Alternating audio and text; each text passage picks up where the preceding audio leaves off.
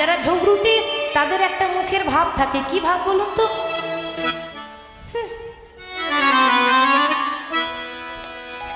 কি গো করে তো, তাই বলে আমাকে ভাববেন না জানো, আমি ঝগড়া করতে পারি না, আমি কিন্তু দেখেছি, সেটা দেখালাম। তো রাধারানী বলছে আমার যা ননদি, আমার ঘরেও জ্বালা, শাশুড়ি ননদির জ্বালা, আবার বাইরে মানে পাড়া পড়োশের জ্বালা, ঘরেও জ্বালা বাইরেও জ্বালা। আর এই জ্বালা জুড়ানোর জন্য, একটু শান্তি পাওয়ার জন্য রাধারানী গোবিন্দের চরণ তলে এসে বসেছেন।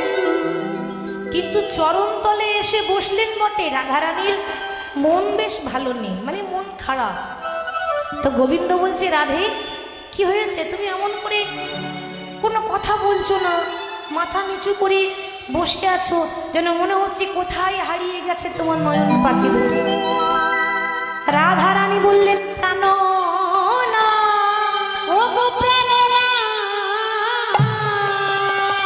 এই বৃন্দাবনে আমি তোমায় ভালোবাসি বলে, তোমায় ভালোবাসি বলে, তোমায় চরণ সেবা করি বলে, তোমায় ভালোবাসি বলে লোকে আমাকে গালাগালি দেয়, একটু কথা বলে, কানাকানি করে।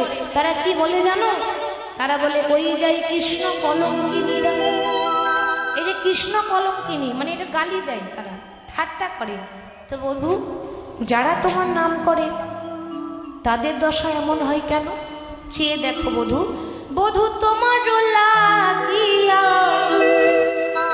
কলঙ্কের মালা গলা